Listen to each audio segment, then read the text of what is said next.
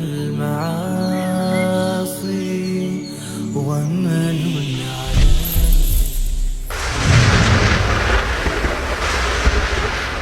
إنني أحتاج غيثا صافيا يكفي بروقا إن الحمد لله والصلاة والسلام على رسول الله أما بعد। হে যুবক, হে আমার প্রিয় ভাই, যৌবনের ঢেউ আছড়ে পড়ছে তোমার হৃদয়ে।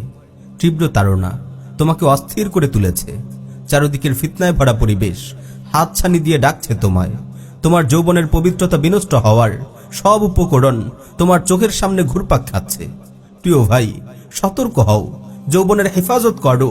হেফাজত না করে তোমার কোনো উপায়ও নেই। আজ যদি যৌবনের পবিত্রতা নষ্ট করো তাহলে পুরো জীবনকেই তুমি বরবাদ করবে। যদি সুখ ও সমৃদ্ধিতে ভরা একটি জীবন চাও তাহলে যৌবনকে হেফাজত করো।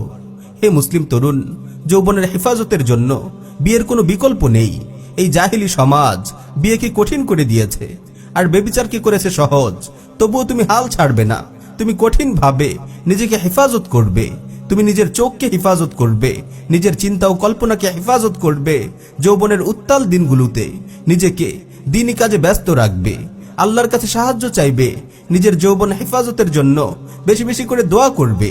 রাসূল সাল্লাল্লাহু আলাইহি ওয়াসাল্লাম বলেন, ইয়া মা'শারাশ শাবাব মান ইসতাতা'a মিনকুমুল বা'আতা ফালইয়াতাযাওয়াজ ওয়া মান লাম ইসতাতি' ফা'আলাইহি বিস-সাওম ফাইন্নাহু লাহু উইজা।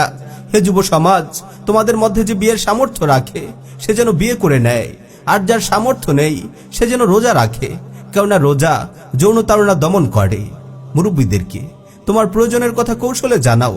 তোমার অভিভাবককে তাদের মাধ্যমে সম্মত করানোর চেষ্টা করো। দোয়ার চেষ্টা অব্যাহত রাখো, ইনশাআল্লাহ তুমি সফল হবে। প্রিয় ভাই, জীবিকার চিন্তা করো না। স্ত্রীর ভরণ পোষণের ভয়ে বিয়ে করতে দেরি করো না। বিয়ের মাধ্যমে আল্লাহ তোমার উপার্জনে বরকত দেবেন এবং জীবিকার দরজা খোলা ও রিজিক বৃদ্ধির অন্যতম একটি উপায় হলো এই বিয়ে। মুসনাদে আহমদে সহিহ সনদে বর্ণিত হয়েছে, রাসূল সাল্লাল্লাহু আলাইহি ওয়াসাল্লাম ইরশাদ করেন, সালাসুন কুল্লুহুম হাক্কুন আলাল্লাহি আউনুহু আল মুজাহিদু ফি সাবিলিল্লাহ ওয়ান নাকিহুল মুস্তাফিফ ওয়াল মুকাতাবু ইউরিদুল আদা। তিন ব্যক্তিকে সাহায্য করা আল্লাহ তাআলা নিজের দায়িত্বে ওয়াজিব করে নিয়েছেন।